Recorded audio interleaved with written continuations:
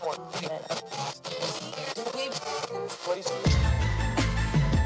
know what it is, black and snurdy, black and snurdy, black and snurdy, black and snurdy.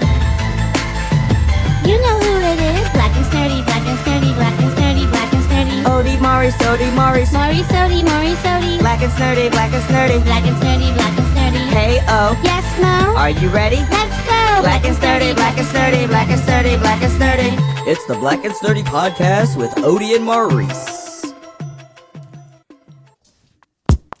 Welcome to the Black and Snurdy podcast, the only podcast where two sexy nerds get together, and that's the wrong book. It's supposed to be the blue one.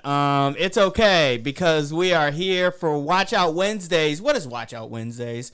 Watch Out Wednesdays is the day when we take a break from the podcast format that you've come to know and love, and we review a piece of media, music, Why are you movie. saying it to them so formally? Watch Out Wednesdays is when we watch something and we tell you about it. Way to be succinct. You're always telling me I gotta cut down on my stories. Yeah, on your stories. I don't like the sound. I don't know what that is. Is that the wires? I feel like it's that. I don't think it's that. I think it is I that. don't think it is. Yeah. I think you just hate having the wire there and you're just looking for something to Something is sparking that. something is wrong, and this is the only. All right, just unplug it. See, we're having technical difficulties. Damn it! Well, put it over there. It's over here every time we record. You're gonna spill. Something is up with the wires. All right. I think we're just gonna have to. I'm gonna have. I had Listen, it on we my. have a I had it lot on my of to-do wires. list. I'm gonna buy some cable wrangles in order to wrangle the cables. Because right now they're frustrating Yeah. you, and I don't want you to be frustrated. Anyhow, back to the podcast at hand. So we We're are watching. the first 3 episodes of The Last of Us. Actually, no. We've watched them. We watched all the We episodes. had to watch them once so that we could go, because there's a lot of shit that happens in this freaking series. Yes. And honestly, I was bullied into watching it. First off, you were not bullied into I was watching anything. bullied into watching this. Nobody bullied you. Because you already know that I have said on this podcast time and time again that I am not interested in watching people do anything zombie-like, This is very zombie-esque. seldom do you see a fucking zombie. And I made that so clear. I feel like I talk about it so often. The whole point of, first off, the whole point of any good piece of zombie media is to show that humanity is worse than the monsters. Okay, that's true. are However, undead. you can still not divest that from having to watch people eat people.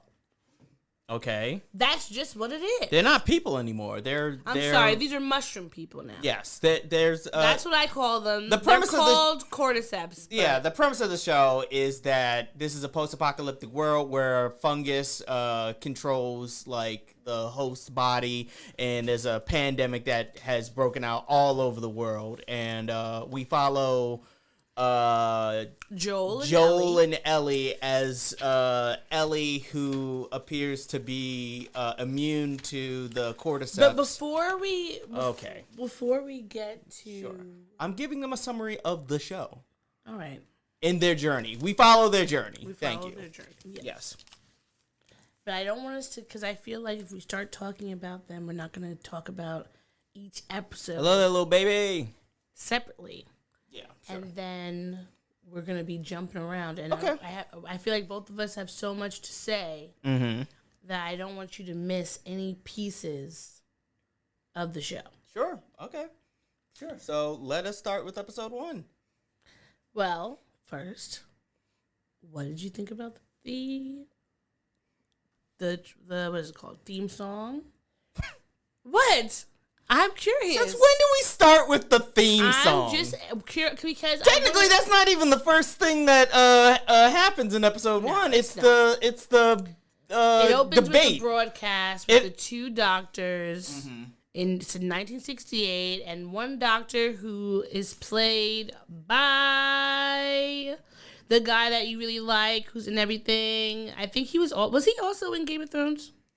I feel like there he is. Yeah, John Hannah. He's Dr. Newman, and he's talking to the other guy. Honestly, I did not know who he was. Christopher Heyerdahl, I believe, was Dr. Sean Heiss. But they're debating on the show about whether or not fungus could cause any real panic or pandemic, yeah. And it opens much like most sci-fi pandemic dystopian, there's a sickness outbreak or whatever, show or series or book or whatever. Mm-hmm. Because one doctor is saying, yes, this can happen, and the other doctor is Jan DC. No, never gonna happen. You're silly. Ha ha ha. Let's make jokes about him. And then now, next thing you know, 20, that's probably like 40. 2003 is when the outbreak started. So 2003, so that's 43 years later. Mm-hmm. You are now, or almost 40 years later, and you're now proven wrong. And they specifically said that this could happen if the world, I don't know, gets warmer for fungus to live and spread. So a little nod to global warming being also an additional factor to global warming and this pandemic and this reality. I want to say that I think that two things, and I won't go because one of them happens. One of them is clear in season 1. Mm-hmm. The other one gets clearer in season 2. I think this show touches on global warming and the problem of what the issue is when you have all of your, like, being in a global economy in a way where your foodstuffs are coming from so far away, and also everyone's eating from the same places versus, when we used to have a larger market of a lot more people distributing whatever it was, I feel like it was touching on just a bunch of different social plots outside of just the, like, what's the human psychology and like what's gonna happen. It wasn't just a regular cultural anthropology. It's clear that the show has done its research when it comes to how the pandemic and the outbreak could theoretically happen in a real world scenario. Yeah, because I think that everything that they touched on were things that people actively have been complaining about for a while. But what did you think? Oh, I remembered why I wanted to start with the theme song. Mm-hmm. Because I had always been thinking ever since we started watching it that they bit the theme off of Game of Thrones. You mean and the there's opening so many Game of Thrones title people animation on this show? Yeah. Yeah. I mean, this sort of sprawling. Inspired. Yeah, it might have been inspired by Game of Thrones, like this sort of sprawling. It's a moving map.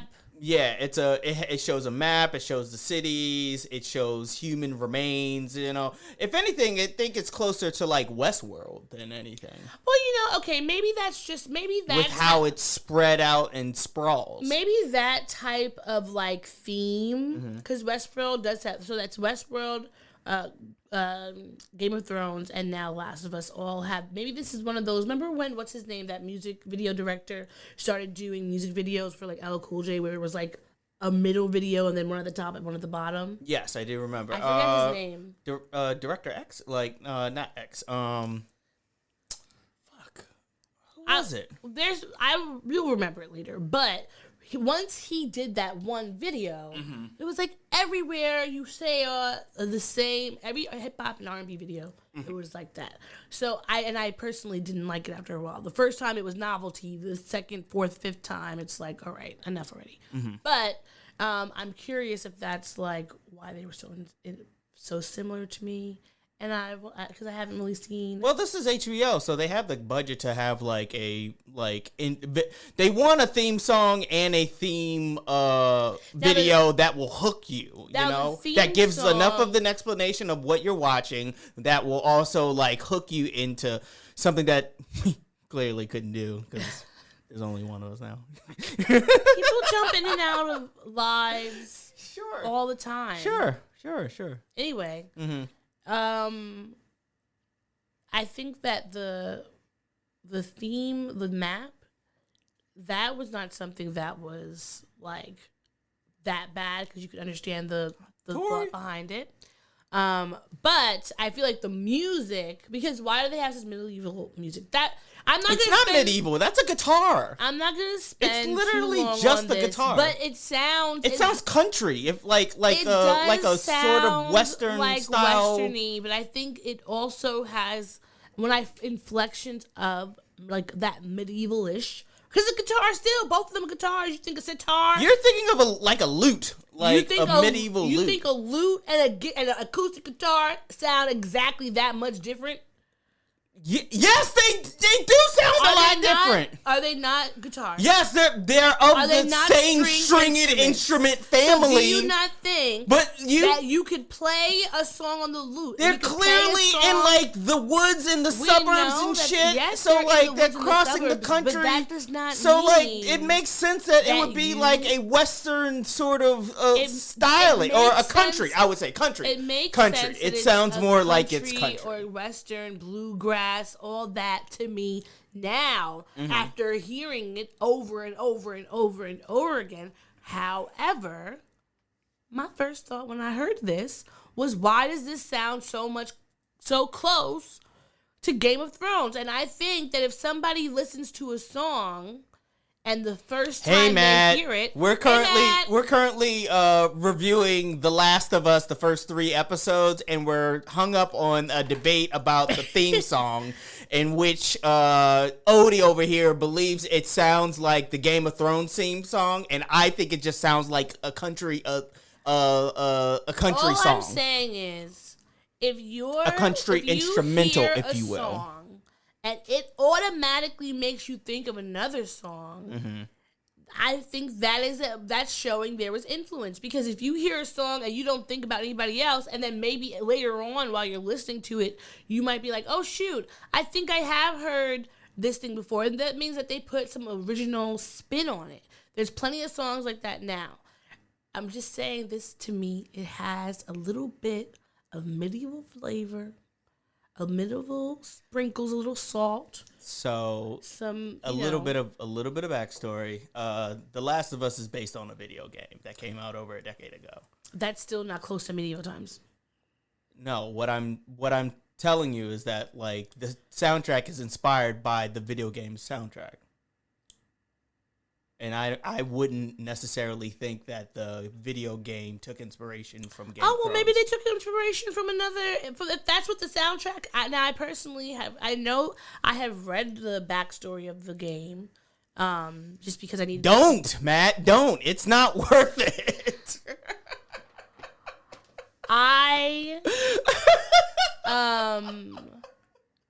I have read articles about it, but I haven't listened to it.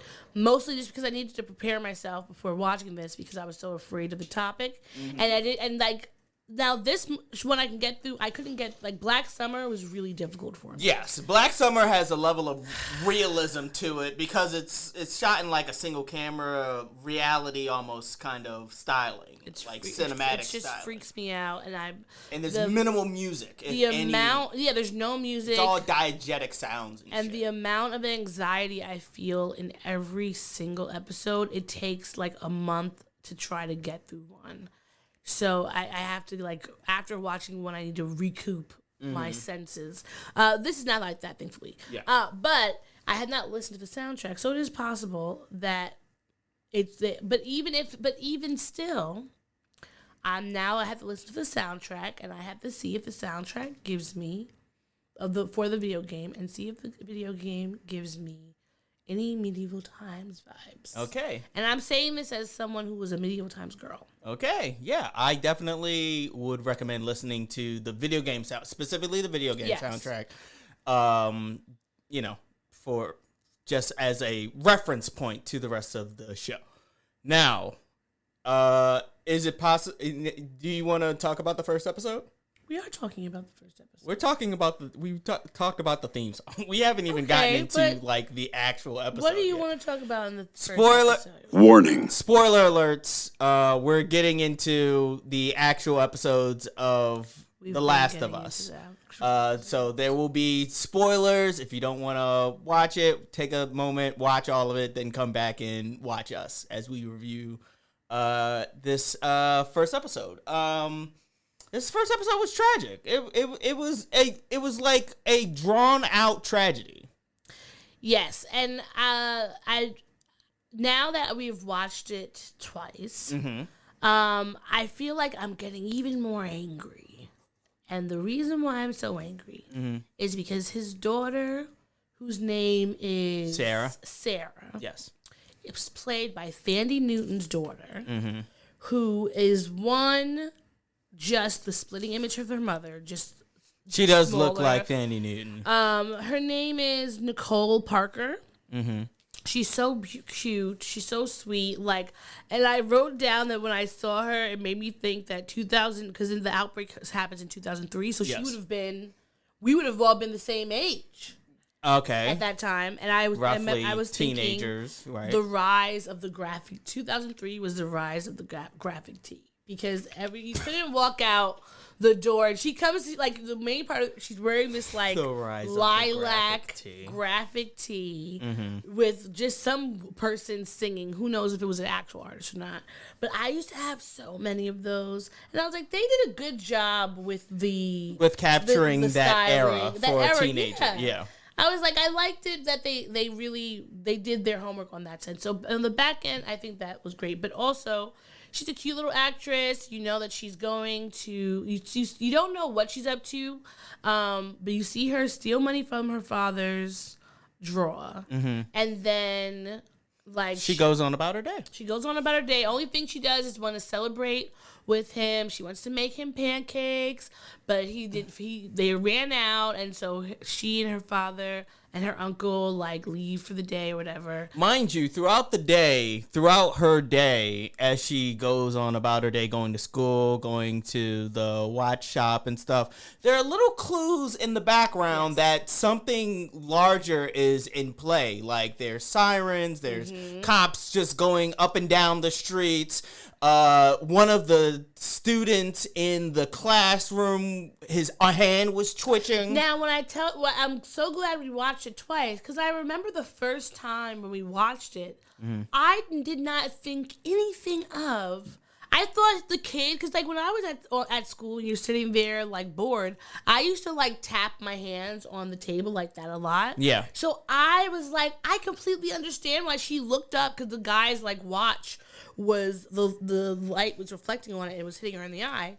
So she looks up to see what's going on, and she sees him going like this. And I'm like, oh yeah, I would have just thought all right, Jeremy's just being Jeremy. Maybe Jeremy does it all the time. You would never really be able to tell. And it's just, that's the scary part, to think you could be going about your day with no worries. Completely oblivious to your entire surroundings. How often is it that we're just walking up and down the street, not even aware of our surroundings? I mean, I will say, if you're a New Yorker, of little things, not even of the small minutia of things, we hear sirens all the fucking time, are we paying attention to every little person that's passing us and everything? I don't know. I feel like as a New Probably Yorker, not. I would say that generally when I'm walking, even though I'll have my phone, I will constantly be telling myself that I need to be staring up and not looking around, just because I feel like that's what you learn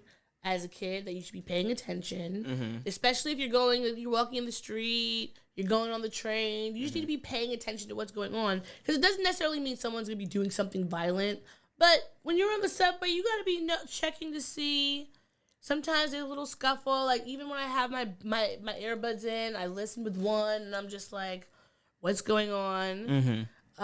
So I feel like New Yorkers, or people in a big city, are more likely to maybe be a little bit more observant. However, the rise of cell phones has made everyone just kind of forget the fact that they need to pay attention to their surroundings. So honestly, it would take a zombie biting most people on the leg before they realized something was going on. Yeah. Like, I thoroughly agree with you. And that's just how this episode sort of plays out. Like, we get the point of view from Sarah. Little clues that A lot of Easter eggs. Clues and Easter eggs that the virus is starting to spread. Eventually, she goes to check on her neighbor, and the neighbor is biting the. Imagine you have your little Nana neighbor next door. Mm-hmm. Who's an invalid? I don't know if that's a correct word. Sorry. She's an older woman. She's an older woman that has lost functions within her body. Feelings in her legs. Or she doesn't really walk that well. Yeah, my apologies. I wasn't sure if that was a correct word to say or not. But we can just describe it next time. Sure. Okay. But she basically, like, she's being cared. Her children are either it's her daughter or her son, and then her daughter and son or whatever are caretakers, and you see them throughout the day, like helping her out, making her food, taking her in and out of the house, etc. Yeah. The little girl comes outside the house because her father, even though it was his birthday, he ended up having to work late, even though he was supposed to pick up a cake, which he forgot, and then he didn't get back until like 10 or so. Which ultimately, as a side note, good that they didn't have pancake mix, they didn't get the cake. What? I'm saying that's a good thing. Ultimately. That is anyway. It's all a spoiler! What are we doing here if it's not a spoiler? No, because we're not in that episode yet. Oh my goodness! Fine! Just note that they didn't have pancakes and they didn't have a fucking cake! Whether that's good or not, I don't know! But just know that it happened! That it played out that way in episode 1, that it didn't have pancakes and it didn't have cake. So they didn't ingest flour. So, she goes over to their house to get, I think that the dog's barking. Yeah, the dog's barking. Because the father's not home. Yes. She wakes up, he's not home. Yeah. They go to walk. She hears the dog barking, and she goes outside. The dog's just like running around. What the fuck's going on? And when she goes into the house to bring the dog back, she sees Nana putting gross mushroom spores. And again, this was two things that I hate: mushrooms and fucking zombies. What do you have against mushrooms? They're disgusting. First off, mushrooms don't have much of a taste. Yes, they do. Not really. They taste like dirt and fungus.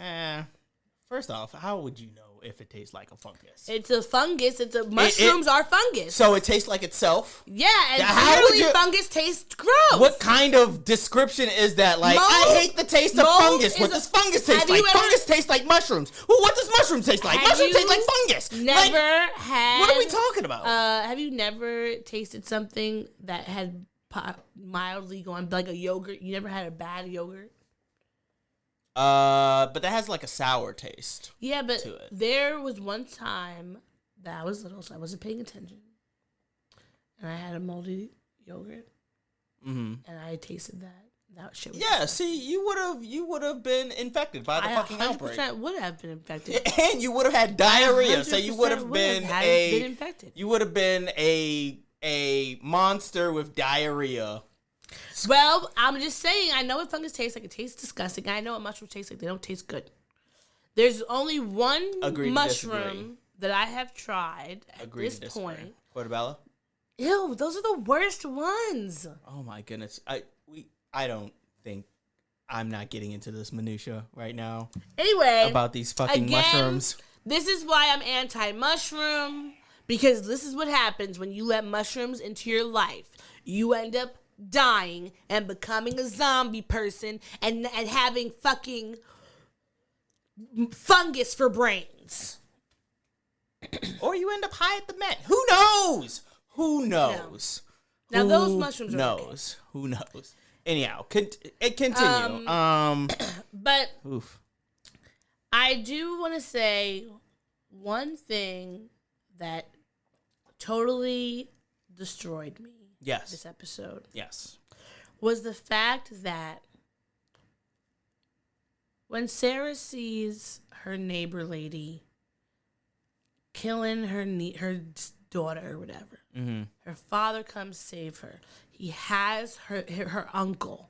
They have a car. They're driving. They're making it. Mm-hmm. He has a weapon. He has a wrench. They had in a his gun. hand. And they had, yeah, did they have a gun at that point? Yeah, his uncle had the gun. And that's how they killed. The uncle had the gun at that point? The uncle had the gun, yeah. I thought the uncle didn't get the gun until later. But he shot the police. Yeah, that was later. He got the gun later. Oh. Yeah, he didn't have he had a gun he didn't have Because otherwise, he kills him with the wrench. He kills him with the wrench because he didn't have a gun at that point. I just thought it was because he was closest. Oh, no. Okay. No. Well, either way, she has her family beside her. They're protecting her. Mm-hmm. Now, they did see a couple creepy, scary things. There's a fucking plane crash that falls on them. There's a mob of people. There's all these zombies chasing them, etc., etc., etc. And they make it to the fucking lake. Yeah. They make it to the soldiers who you would assume in this situation that going to the military would be helpful. You shouldn't assume that. You should never assume. Never assume that. Because what did they tell him to do? A mab. All militaries are bad. Ooh, that's the stance of Maurice Licorish. Your dad is going to. Oh, shit. And also my mom. Yeah, both of your parents. And I'm not saying anything because we can't get into the whole military industrial complex. But we can say that I would They're not. a necessary evil. I would not, in one of these type of situations, go to the military. Yes. Because there's literally never in time, both fictional or literal, that you should not think that if there is some kind of deadly outbreak and culling the herd is not going to be top priority, well... You are not folks, special. You are not special. You are not special. They would nuke Beyonce's house. Yeah. They would fucking shoot the hell out of Malala? Wait, his daughter or the Nobel Peace Prize winner? Nobel Peace Prize winner. Don't get me to pronouncing it wrong. I'm gonna find it because I know she was just at the. I know how to. I know she was just at the. I just don't know how. I've never really pronounced it out loud. Mm-hmm. And I don't like mispronouncing it. Mm-hmm. And I was gonna call her Mahalia Jackson, and that was no. Who I know you. But they would do that to her too. Would have shot Mahalia Jackson. They will. Is still with us? I don't remember, so don't say anything silly. But they go. The soldier says to get the government people in the ear. His captain say to shoot him. Malala, I was right. Malala. Yeah. They say to shoot them. He says yes. And thankfully, Joel's brother, I don't know if you could say thankfully, shows up and shoots him, but not before he shoots at them. And in his barrage of fucking bullets, he gets baby Sarah. Well, she's not a baby. She's like 13, 14. In the side. You don't think that was Tommy's fault, right? No, I don't think. Okay, just Tommy's making fault. sure. No, because it was the soldier that shot first, and then Tommy shot the soldier. The soldier shot them. The Sarah. The soldier shot Sarah in the shoulder. The soldier shot Sarah. Like a minute or two before Joel. It was one of those split seconds. It was like one of those things where, like, Romeo drinks the poison right before Juliet wakes up or whatever. Yeah. So it was very sad and tragic. The backstory you need for a story like this. And she dies in his arms. And then Smash cut, too. to him having to fucking bury kids. And I just want to go back to Sarah 1 second. It's infuriating to me. Now, I think the show is great. I think the casting, like, cool. But I cannot help but notice that the black and brown folk, except in short and small instances, which I was still grateful for, they get such little depth. Now, I will say, there are few characters that make it to even 3 episodes of seeing them. Not to say they're dead or anything, but of just seeing them. But it's like there's only, I think, one instance where a black character... No, there's more than one instance of where a black character or a brown character is, like, going to be having an arc. Oh, but I want to also say that even without that, throughout the episode, they build them up so well. But some characters I felt like could have had less story. Now, do you consider Joel to be a brown character? Well, yes, he is. Not to say he does now. Well, he's the main character. He's brown. Yes.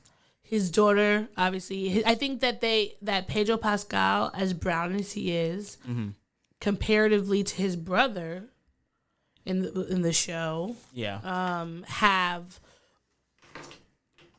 what is different. It's like the difference between having Sarah Parker and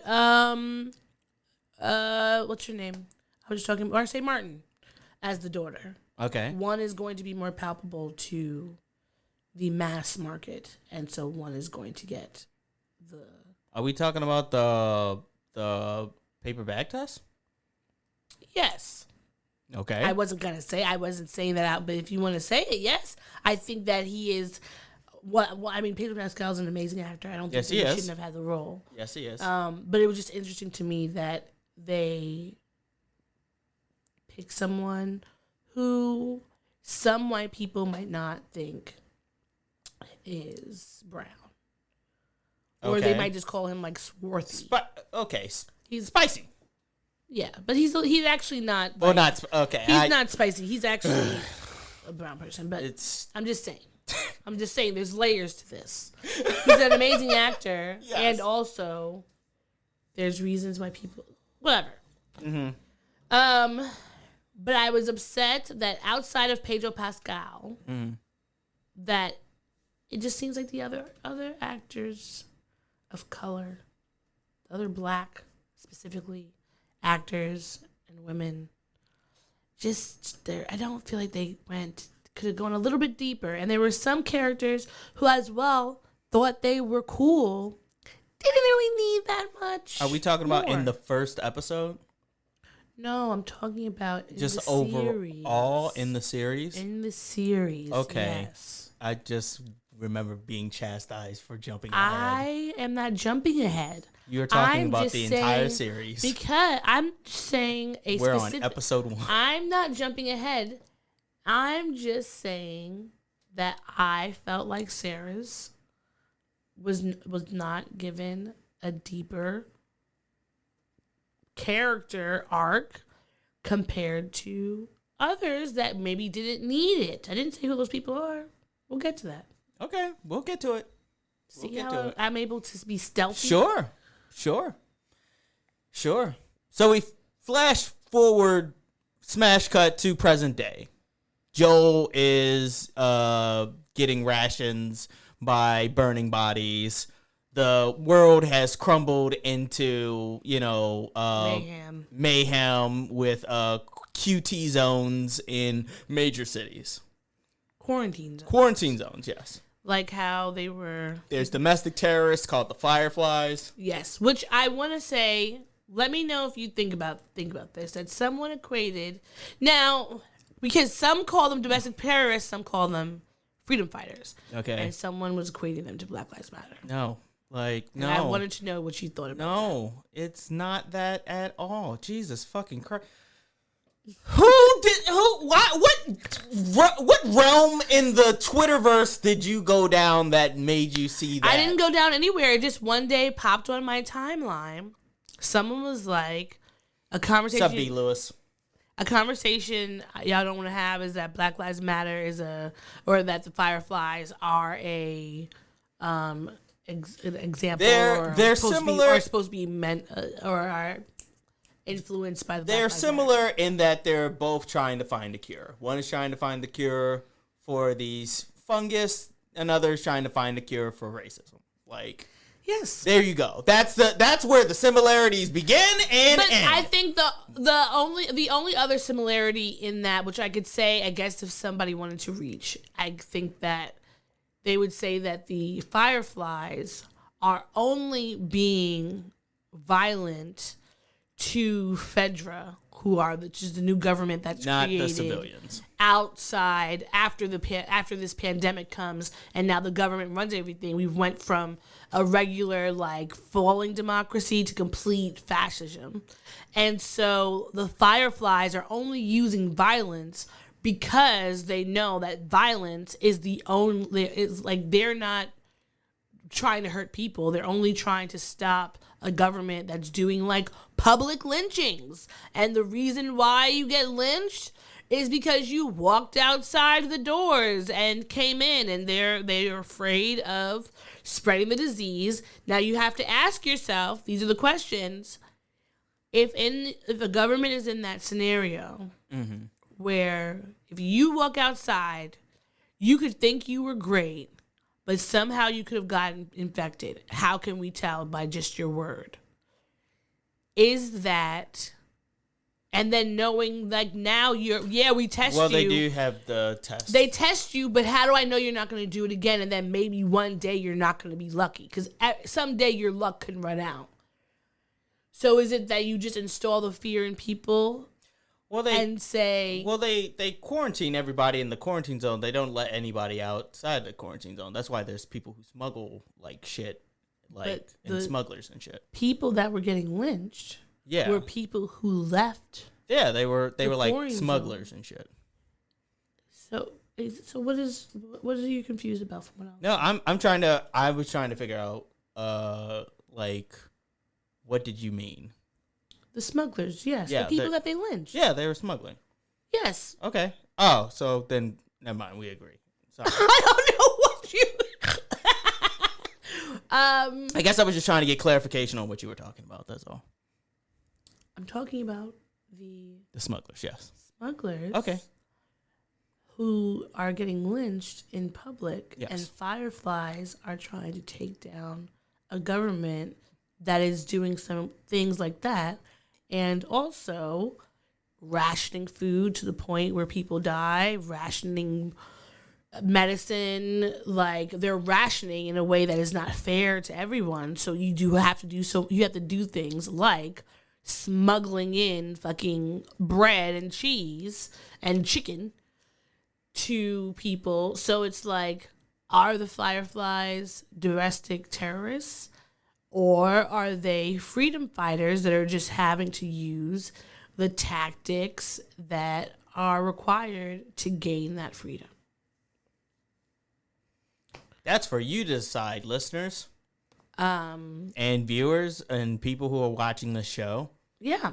I'm curious what people think. Yeah. I think that the government will always use domestic terrorism to make you think it's a bad thing. And instead of actually saying, you mean use the label of domestic terrorism? Yeah. Yeah. I mean, sometimes they might hire people to do the domestic terrorism, but okay. Who knows? Right. But I think that the world has definitely dissolved. It has not improved. It's luckily that they still have light and it hasn't gone into the arc ages, but the social evolution has definitely declined rapidly because we see what they have to do. They have to go get, he is trying to make enough money to get out and see his brother in Wyoming because they split up at some point. Right. You don't know when, but at least you know his brother's alive. And so he starts selling drugs to the government in a way to get resources, which is not unlike, a show like Snowfall. Sure. And then we meet Ellie. Yeah. Yeah, and then we're introduced to Ellie, the other protagonist of the series, who is chained up. Yes. Right, she's kept chained by the Fireflies. Just making sure that her arm infection, she is infected, but she is not turned. Essentially, that's the big reveal of the Fireflies. Of the Fireflies within the first episode. This girl named Ellie, she's been bitten, but she hasn't turned. She's been bitten like 3 weeks ago. And the Fireflies task Tess and Joel to take her to a doctor across the country in order to find a cure. There we go. There we go. Did you have a That's hard the whole time rest of remembering? episode 1. Yes. There we go. Yes. What? Nothing. I'm waiting for you to continue talking. Okay, because I'm about to say episode 2. Okay, you have the mic. Yeah. Did you have anything else for episode 1? No, you just talked about what happened. Oh, okay then. All right. So episode 2. Oh. What did you think? Ultimately, how did you feel about the episode as like the entry level opening of a series? I think it was very good. Mm-hmm. It was scary, but it wasn't so bad that I could not watch it. Most of the first episode is just kind of getting the backstory. Yes. I appreciated that. We got to see the beginning of what the cordyceps looked like, and they didn't do any of that stupid jump scare stuff in a way that was annoying, like The Walking Dead. So I appreciate it. Yes. That makes sense. I thoroughly enjoyed it as well. It was an enthralling hour and a half. Like, it was longer than like the average episode, I think. Yeah, by a lot. I think I would say it gets 8.5 on my snurdy scale. Okay, then. All right. As far as the second episode, we get a lot of backstory as far as the world. They do a lot more world building because it's Tess, Ellie, and Joel, and they're starting their trek towards the doctor cross country, right? Mm-hmm. And they have to go to Boston? Yeah. Yes, they have to go to Boston. So, along the way, Ellie, who is like our audience surrogate, is asking a lot of questions about the cordyceps, how they work, what is true and what is false about them. Do they have like echolocation and shit like that? Like, how do they work as a species? And we're getting a lot more of like the backstory of how the cordyceps work. Yeah. And it was nice because you get to see, I mean, if you have not read the backstory on the show or played the game, you obviously will feel much different about this. But you start to, or if you have read the backstory, you think that, they're going to be like this cute little village, a community, these two like lover, whatever work, we don't know what they are, plus this girl who's like a teenager who's going to bring some light to their lives because obviously it's been very doldrum, and then Tess, his lovely companion, and they go into like a museum. Yeah, no, it is like a museum. Yeah. It is like a museum, and that's where they run into the clickers. Fucking clickers for the first time. What did you think when you first saw the clickers? I was scared because they look gross. Although I will say, because of how mushroomy they look, it's less scary. Because at a certain point, it starts to get ridiculous. So right. I feel like that it's still gross. I still didn't like the whole spreading spores out of the mouth. That was disgusting. Right. But I liked it. Okay. I thought it was okay. I definitely was like, I don't want to hear that noise ever again, and I don't want to have to see too many of them coming out. Yeah, But coming out and coming at you. yeah, but if it is the way it is right now, that's cool. What did you think of it? Oh, as somebody who played the game, I didn't finish the game, but I did play the game. I definitely got up to this point. They did a really good job rendering the clickers, like spot on. I know that the creator of the game is working closely with the production of this television show, so that's good. They definitely made a 1-to-1 when it comes to like bringing them to life. Yeah, I will say that even though like I checked out some of the drawings from the video game after we watched a few of the episodes, and they did really do a really good job in making the connection. So I think that they spent a lot of money on the budget on this. This was not a just hop, skip, and a jump. Let's make this thing. Yeah. And you could tell that with the writing. I mean, the acting's great. Bella Ramsey, who plays Ellie, she does really great, and I think that she's really good at these type of dark characters.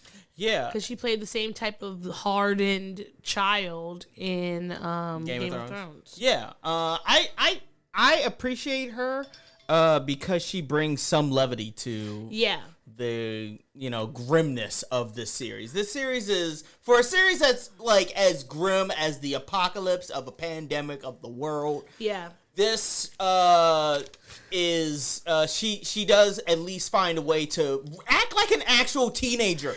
And it's so refreshing to see like a teenager act like a teenager in the fucking show. She's sarcastic, she's goofy, she's awkward. Like I love that she embodies what an actual teenager would be like in the fucking apocalypse. She's inquisitive, asking questions, like saying like shit like, "Oh, you've been on a plane? That's cool, dude." And she's cursing. Yeah. She's a fucking cool and fuck the guidance counselor at my high school who I kept cursing and running into her, and she was like, "Maurice, gentlemen do not curse." And I'm like, fuck you, yes they do. A cursing gentleman does not mean he's less than a gentleman, okay? Just because my vocabulary, like I have a communications degree, miss. Jesus, sorry. Well, I went on a diatribe. Anyhow, I agree. Fuck her, guidance counselor. But I agree with you 100% that she is a great teenager. I wrote down that she was a quintessential teenager.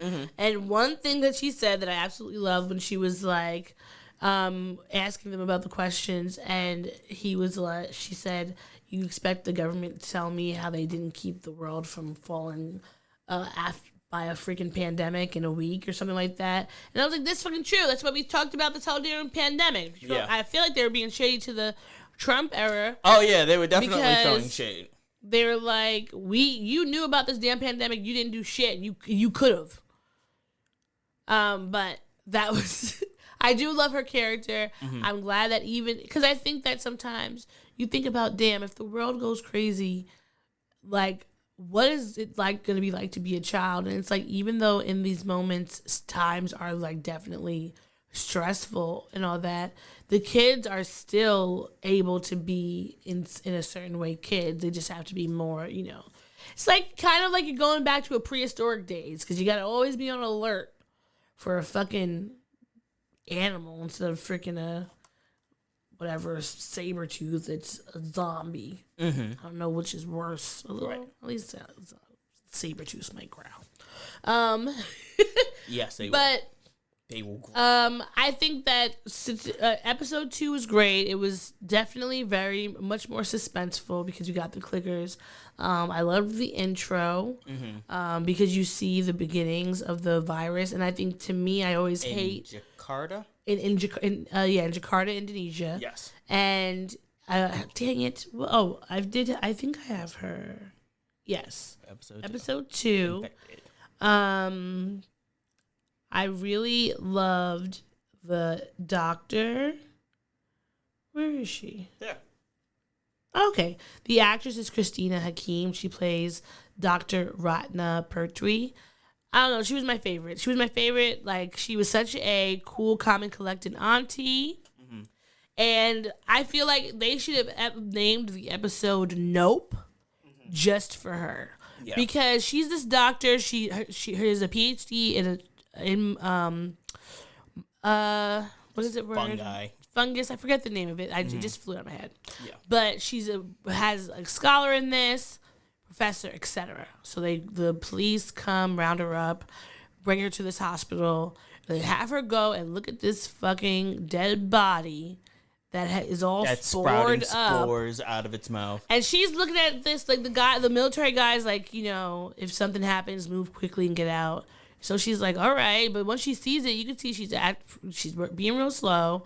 And the moment she opens up the person's brain and she just sees a fucking sponges of fungus and like takes out the spore from its mouth and it moves, she said, I'm getting the fuck out of here. Yeah. She was just like, bomb the place up. You have to bomb this entire city. Bomb the place up. I'm going to go spend time with my family. And I will be with them as you bomb this entire city. And that is that's a flash. If you think about, not a flashback. It is a flashback. It's a callback to the first episode when it started, where the doctor was saying that cordyceps and fungus could one day mutate as the world gets warmer into something that could become a virus and come into humans, because we do know there are some animals where fungus gets in their brain. It's ants, I think rats are one of them, and it goes in there and it turns them into like zombies or whatever. We always read about it. People always get nervous, et cetera, et cetera, et cetera. But now this is like the worst case scenario for us, and that makes you think, what would happen to the natural evolution of these plants and animals if we start getting too hot, warm? This is why global warming is important to think about. Mm-hmm. But I do think that they handled the bombing wrong. I think that they didn't do it effectively. You mentioned this to me off mic, and I don't know if the closest thing that I could think of potentially would be napalm. You're thinking of like napalm, but that's as far as like a fire style bomb that could be used to bomb an entire city. It would have to be like a bunch of napalm all around the city to blow it up. This isn't like Game of Thrones where they had like that fiend fire, nightshade or whatever the fuck it was called.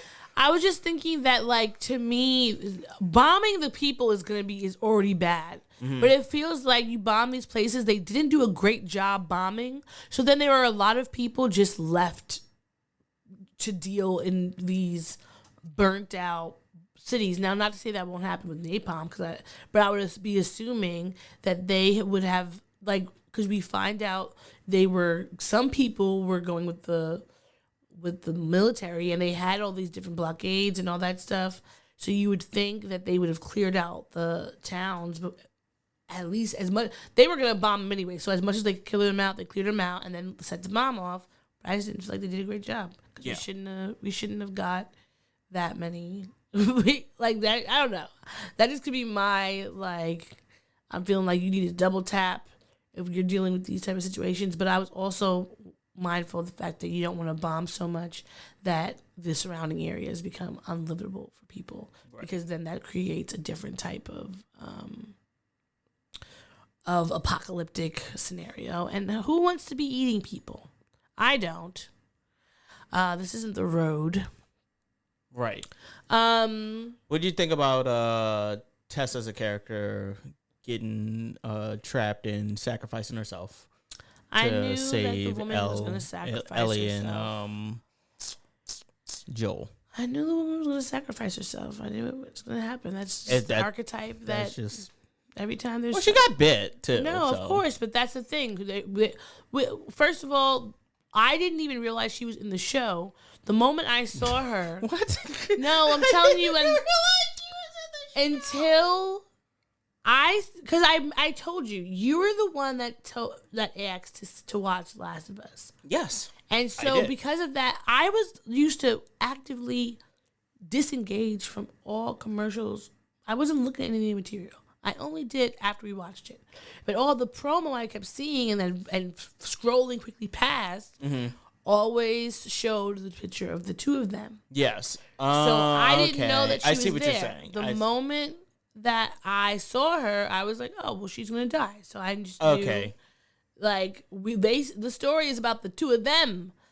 And Got I didn't you. think this All was right. a place that's going to allow, it did not, after Sarah was killed, that removed all possibility that this is a place that's going to allow for others And I to want have a continued story. And I want you to remember that you said that. I want you to remember this exact sentence for the future. Okay? It's like Grey's Anatomy. Nobody's safe. Right. Okay. Nobody's safe in Shondaland. Nobody is safe in this world either. So I think that they did a great job with the death of Tess, building up her character. Now, this is the thing that fucks you up. They build up the characters so much, and then they freaking kill them. And that's what pisses me off. I don't like it. But they build up her character. She definitely leaves a mark. Her death leaves a mark on Joel. Yeah. You know that they were like in love secretly or whatever. They didn't want it, like, because he couldn't even. They were definitely companions. I think, and maybe I'm reading this wrong, or maybe this is just a different interpretation of the show, but I don't think that Joel allowed himself to feel love since Sarah has died. And so he shacked up with a companion who is just as fucked up as him. But I think that, and I'm sure he felt something for her. I'm not saying he didn't feel anything for her. He's not a monster or anything like that. He definitely cared about her. He definitely, like shared each other's like worlds and concerns and everything like that. But I think, considering all the things that Joel has done in this world since Sarah has died, he's closed himself off from true, like, human affection. no, I don't think so. Well, we know that they, but they were something. That we know that they weren't in love in the sense of like in a romantic relationship, Right? Because when before she dies, and she tells him to make sure he takes Ellie because he's still on the fence. She says, I've never asked anything of you. I've never even asked you to feel the same as me. Which to me said that they were together in a way, but that he was only giving her up to, so he was giving her as much as he could. Yeah. Which we could see from his whole demeanor, outside of him not saying he wasn't a sweet guy, he was very tender and all that. Yeah. But he definitely was someone who was so closed off and so worried about losing a person yet again that he couldn't go, he couldn't let her get as close. Couldn't let her in. Yeah. Yeah. But I don't think that they weren't in love. I think that one of the reasons that he was so distraught at her death was because he had been so in love with her, and not his inability to say it was something that he will regret, because he knows what the life they could have been, and that is, he's not just mourning her as like, this woman who I had with me all these years. It's so much more to that, because otherwise, when Ellie first says something about Tess, he's like, don't ever mention her, and I don't care about anything about you. You don't need to know anything about me. And you could see in every mention of Tess how a reminder how difficult that was for him, because even in the flashback we gotta get to episode. So yeah, so we can talk about this. So how about this? How about this? How about we take a commercial break? Okay. And we will be back with more of the Black and Sturdy My podcast. favorite episode. Watch Out Wednesday. Discussion of the last. Okay, of Us. before we go, sorry, I know. Don't be mad. Just tell us how many stars so we can go right into episode 3 when we get back. 8.5. 8.5? Yeah. Okay, I will also give it 8.5. Okay, sounds good. All right. Bye. You're listening to the Black and Snurdy Podcast. We now return to the Black and Snurdy Podcast. All right. We're going to be talking about my favorite episode of The Last of Us. Well, one of my favorites. Hello, Witchy Poo. Hey, how's it going? We're this is Watch Out Wednesdays, and we are currently discussing The Last of Us, the HBO television program, and we are discussing. We've already discussed the first 2 episodes before our commercial break, and now we're discussing the 3rd episode, which is what's the title of it? The third long time ago. Now, this is my favorite episode. Okay, it's your favorite episode. It starts off with Ellie and Joel walking through the street looking for this house or this like old convenience store. Joel had stashed some stuff in. Mm-hmm. Over the time, Joel's talking about how Ellie's asking about how it spread so quickly, and he's telling her about the flower. And that because Indonesia, Remember Indonesia, when I said it has one of the largest flour production plants in the world, and that's where a lot of people's food come from. She had wanted to make him pancakes, so your Aunt Jemima or whatever it's called now, Mill Bailey pancake mix. The neighbors had been eating biscuits, and they didn't eat any of them, thankfully. And cookies. She made cookies, but what saved her that they were nasty oatmeal raisin, and she was like, "No, thank you." But if it hadn't been for that, she would have been all cordyceps up. And he was just telling her how every food was traveling places, and they think that that's how it just spread so quickly. From Thursday, people ate the food. Friday, people started getting bit. And then by the Monday, shit was over. And did you kind of feel like that's how the pandemic was for us? Like on one day, they were just like, all right, you're going home. And then the next thing you know, we were shut down. Yeah, that's exactly how I felt. It felt like, oh, this thing is going to just like, hey, this thing is happening in the background, to, hey, this thing is actually a little bit bigger than we thought it was, but it'll blow over in 2 weeks. Yeah. To a fucking 2-3 years. To wearing masks. Waiting for motherfuckers to send us stipend checks and shit. Relief checks. Which, by the way, I want more. We need more. We're still in a pandemic. People are getting laid off left and right. People are getting laid off left and right. Like, come on now. Come on, Biden. Like, if you're not going to do anything about the student loan debt, at least break us off a little of that funk. Y'all could break off SVB's billion-ass company bank. Mm-hmm. You could help us out. But anyway, I think it just was, and that, again, just shows how quickly these things can happen. You think something like that would take a while, but we live in a very global place. We have trains. We are full of technology to get us around the world in mere hours. Yeah. So she at one point when she was talking about the trains, planes, and automobiles. Exactly. When she was talking about the airplanes, and she was like, "Oh, that's so cool." She was like, "You went to this guy," and he was like, "Yeah," and so did the cordyceps. Like, it just shows how easy something can happen. But we saw that with the pandemic now. But then, what's up again, Matt? We're talking about episode 3. Episode 3. Yes. So as the story goes on, we come across. He starts telling her a story of how the military were rounding up people in the smaller towns, telling them they were going to QZs. The QZs, and those don't fit, but they would shoot them. And now this story was obviously horrifying, but what makes it worse is you see in the bones scattered by the side of the road, there's a little blanket.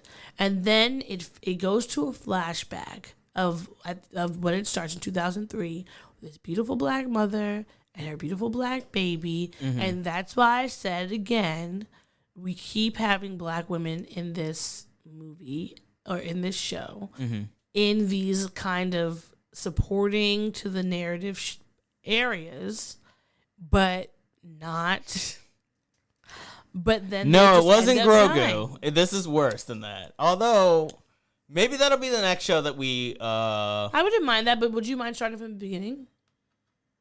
do like season 1, season 2, Yeah. and then do season 3, because by the time this is done and that is done, it'll all be out. Yeah. Okay, yeah.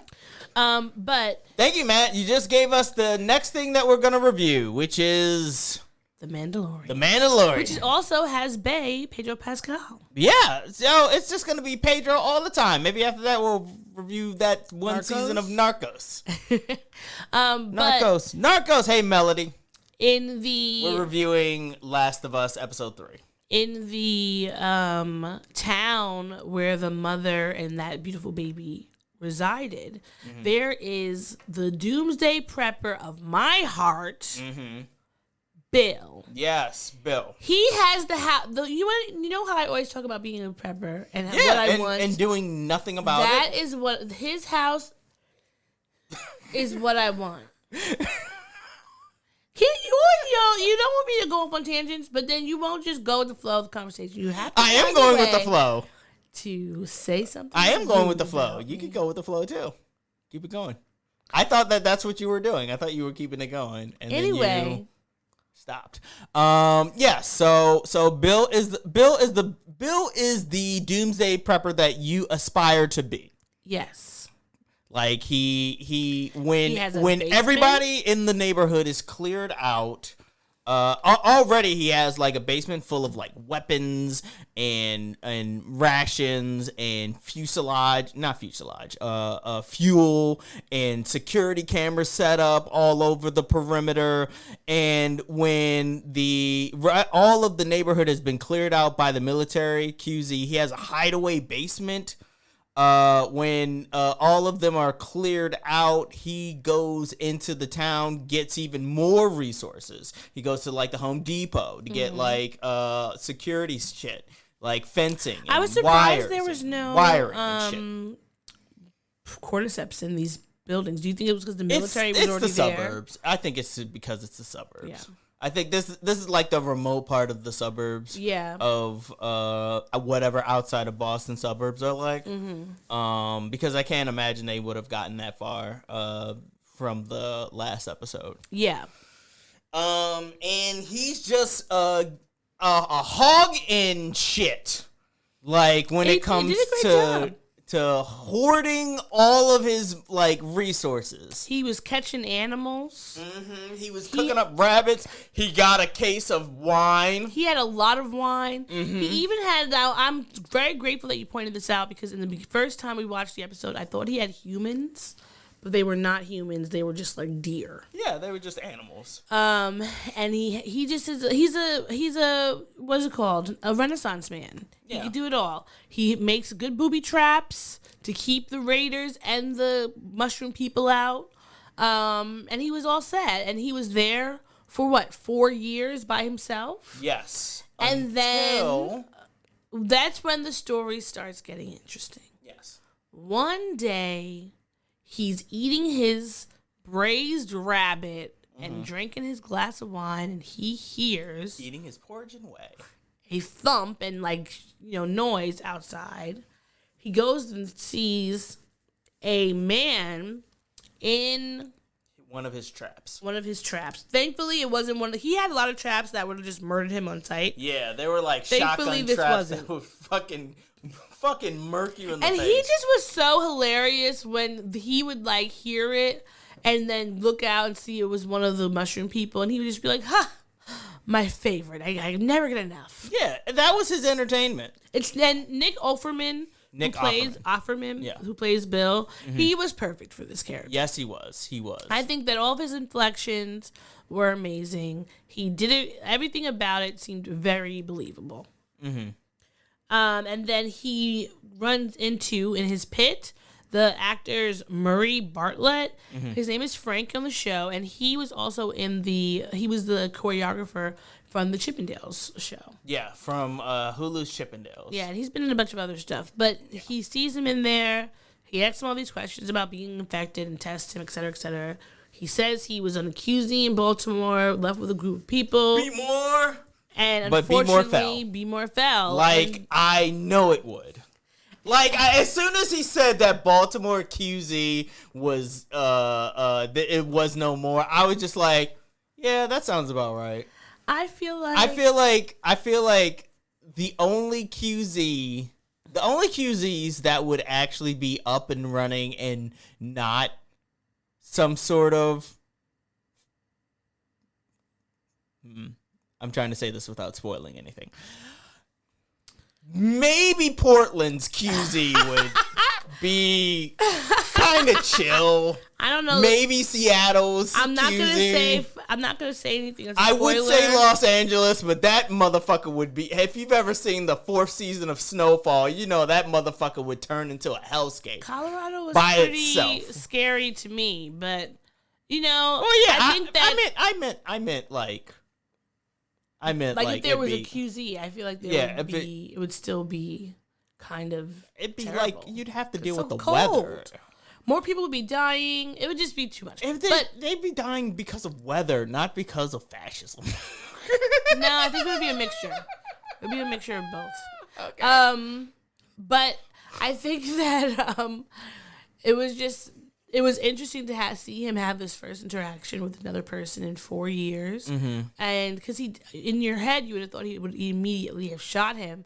But I think that there was something in him that stopped him from just shooting him, and then, allowed him to eat, gave him a shower, gave him clothes, etc., etc. And then they're having a meal together, and all of a sudden it goes from, we're having a meal, I'm showing you my home, you're playing the piano. But he Playing Linda Ronstadt. Yes, and it was hilarious because it reminded me the other day when I was singing something, and you were like, I had never heard that song before, please stop. I forgot what song it was. That sounds exactly like me. I just remember. I'm not gonna say that I didn't say that. It sounds like something I would totally say. I just don't remember the name of this the song. moment that you're referring to. It just reminded me of it when Frank is playing the Linda Ronstadt song on the piano and singing it. He was poorly. doing it wrong. Yeah, and Bill goes, just no, stop, please, don't play it. And so he does it. He sounds beautiful. And then the love story begins. Can I be honest with you? When I first saw this episode, I thought Frank was a con man. Oh, 100%. I wrote down. I thought that everything that he is doing, he is conning, he is weaseling his way into. He found shelter. Yes. He found somebody that could protect him. All he has to do is appeal to the innate human urge of interaction and social connection in any way, shape, or form. I more so thought that he was gonna kill him. You thought it was one of those. Yeah, I kept waiting for him to get all while he's playing the piano, take something and bash him over the head. And so once that didn't happen, and then it was 4 years later, I was like, okay, this is actually a real loving relationship. Flash forward. You know what? Once they kissed. Yeah, once they kissed, that's what it was. And not the first kiss. I would say the second kiss after Bill takes a shower and gets into the bed and they're face to face with Frank on top of Bill. Yeah, that's when I knew that this is not a con anymore. Yeah, not to say that a con man wouldn't go to those extremes in an apocalypse scenario, but it is to say that there's a thin line between sincerity and a lie. Yeah, and sociopaths can walk that line very well. And unfortunately, I was raised on media, and I now question any form of sincerity. But this proved to be the case of sincerity winning.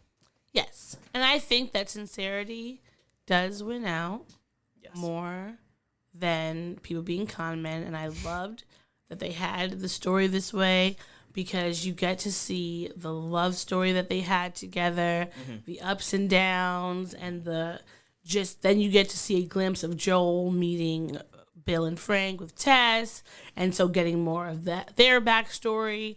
So it just they were together from 2007 up until August 26th. 2023. And so that was a very long time to be together. Unfortunately, Frank has a HIV, not HIV. Oh my God, holy cancer. shit!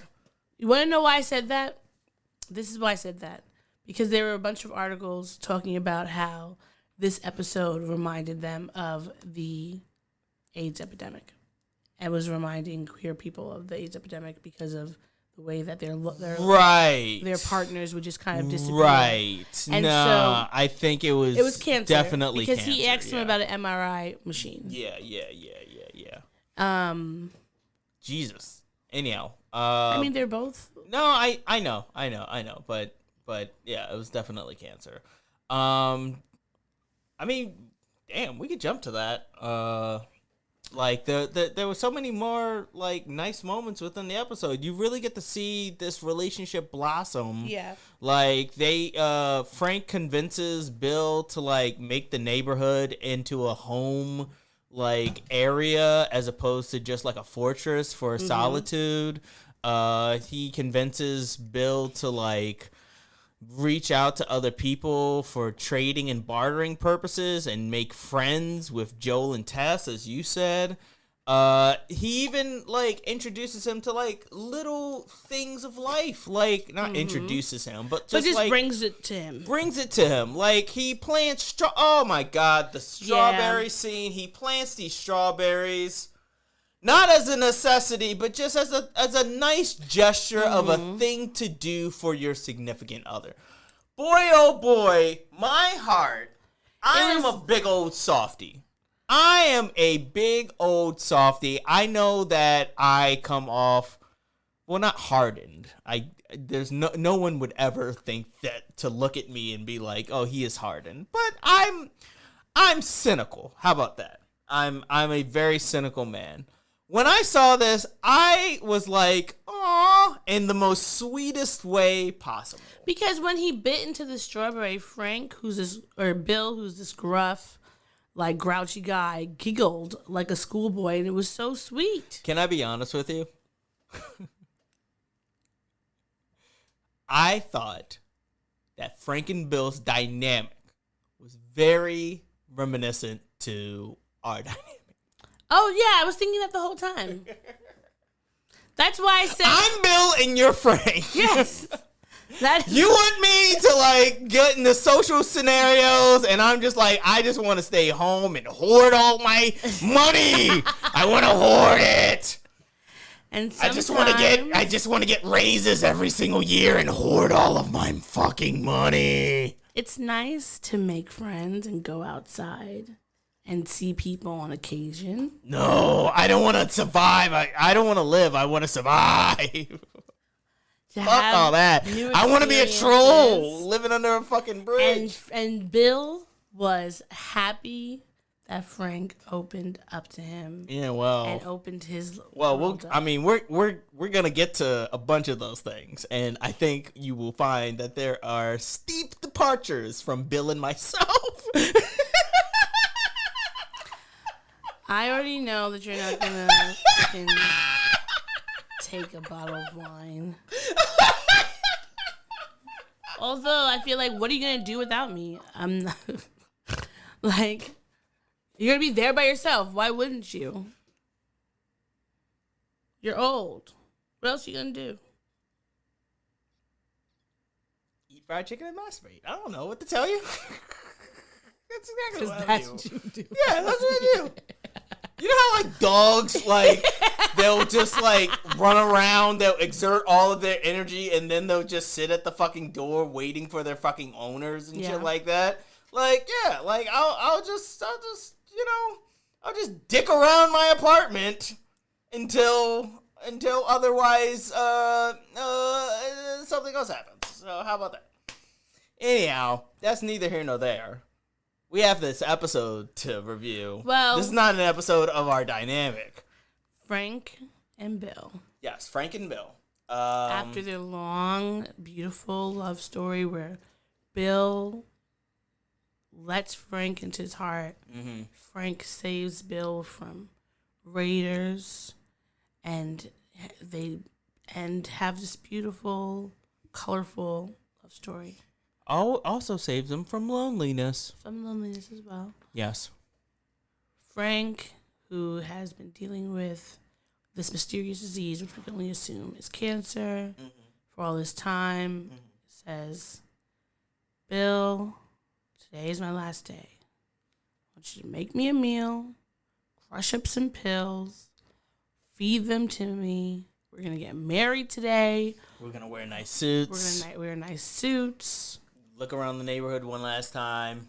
Fuck me. We're almost done. Yeah, fine. And, that's just going to be it. We're going to make the most of our life. And he does all that, but what he doesn't tell him is that he spikes his own wine so that they go together. And he says the most beautiful thing, you are my purpose. And I was just like, my whole heart. Yeah. Like, even my cold, icy heart was thawed at the very notion of Bill sacrificing his own life so that he could die with Frank. I mean, because the thing, I guess it's like, after that long by yourself, and you have to go back to being by yourself. Yeah, that and sounds not like a nightmare. like, that does sound like a kind of nightmare. Because it's not just like in a regular world. You are now in this dystopia where you don't know who the next person's going to be. So if you had all these good years, why try to chance it? Bill really lucked out by stumbling across Frank. It could have been a raider. It could have been a hunter. It could have been a monster. It could have been any number of fucking things that exist in a apocalyptic world like this. But they got to spend 2 decades with each other. Mm-hmm. This is an amazing love story. It's a perfect love story. You know what? Yeah. I say that certain like movies and films are perfect. This to me is a perfect episode. This is a perfect episode. It is cinema. It is film. It is story. Drama. It is drama. It is character arcs, and it is lives fulfilled. Yes, I agree. Yes. So after Frank passes and Bill pass on, of course, Joe and Ellie get to his house, find a letter to him. It's a beautifully well-written letter that's funny and snarky and all that. Mm-hmm. And he leaves him all his equipment that he can carry, and they decide they're going to take it, and they go on their way to Wyoming to go find his brother. Yes. So they are off on their way, traveling in a car that Bill has left them with provisions and ammunition. Boy, oh boy, did Bill have a lot of ammunition. He had a wall full of guns. When I saw that wall full of guns, I was scared because I thought, like, they make mention of it in this episode. When I saw that wall of guns, I thought maybe he may have voted a certain way. Oh, he had a "Don't Tread on Me." But then I realized he's probably more of a libertarian. Are they any better? And they're not Nazis. Oh, yeah, no, of course. They're not Nazis. Oh, I thought you just meant he was far right, like conservative, not Nazis. Okay. Yeah, no. When I saw that wall of guns, I thought he was far right. Okay. But then he was just, like, complaining that, like, he believed that the government was Nazis. And I'm just like, oh, a Nazi wouldn't care if Nazis were running the government. A Nazi would jump up and say, Yay! We're back in town. Nazis back in town. Please don't clip that for a soundbite. Well, you fucking Nazis that are listening to this podcast. You've given them the opportunity. But it was a beautiful episode. I love seeing their story unfold and evolve and And I love the time jumps that they did because we haven't gotten to see that really like that yet. And I'm looking forward to finding out what's going to happen. Well, I'm looking forward to talking about what happens. Yes. In the next 3 episodes, because Joel and Ellie are now driving on to Wyoming, and there's going to be a lot of shenanigans. There's gonna be a lot that happens within the next few episodes. And we will be right here with you to break it all down. Unfortunately, we will... Oh, wait, no. Before I even get to that podcast message, how would you rate this episode? Oh, I'm going to rate it a 10 out of 10. I'm going to rate this also a 10 out of 10. I also recognize that we didn't rate the first episode. We only rated the second. Oh. Either we rated the first and didn't rate the second, or we rated the second, didn't rate the first. We rated the second because I asked you right before. Got you. And we did not rate the first. I give it an 8. I give it a 9. I think it's like there are a few pilots that are really good at summarizing the world and getting the character just right. Yeah. I think this is a great entryway into this world. So I give it a 9 out of 10. All right. And I gave this episode 3. It's a very good series. 10 out of 10. It's a great series. It's a really good series based on a really great and amazing video game. And if I wasn't scared of zombies and I was good at those type of video games, I would play it. Yeah. And we could potentially finish Black Friday, but that's never going to happen. Well, it'll happen at some point. I doubt it. I mean, I would like to making my way through. Say that we did. I'm making my way through. Just because I'm a completionist and it literally eats at the back of my skull whenever we start something and we don't finish it. But that's neither here nor there. So programming note, we are taking a bit of a siesta. We will not be back next Wednesday. We will be back the following Wednesday. Yes, because I'm going away. The following Wednesday, yes. So I will not be here to record. Yes, Odie will be on a trip, and I'll be dicking around in my apartment, doing absolutely nothing, but probably drowning myself in my own juices. Goodbye. Play the thing. So for everybody who is listening, thank you all for listening. Thank you all for watching the podcast. We appreciate it. Like, share, and subscribe to us. Send us emails. Send us what you think, thoughts and feedback. We want to hear from you. So in that regard, take it easy, keep it sleazy, and we will see you on the flip-flop. Bye. Thanks for listening to the show. If you'd like to contact the podcast, you can reach us via email at blackandsnerdypodcast@gmail.com. You can also find us on Instagram and TikTok at Black and Snurdy Podcast, as well as on Twitter at Black and Snurdy. You can find me, Maurice, on all social media under the handle Licorish is Legit. That's LICORISH is legit. And you can find me on Instagram. It's that's OD. THATSOD.E,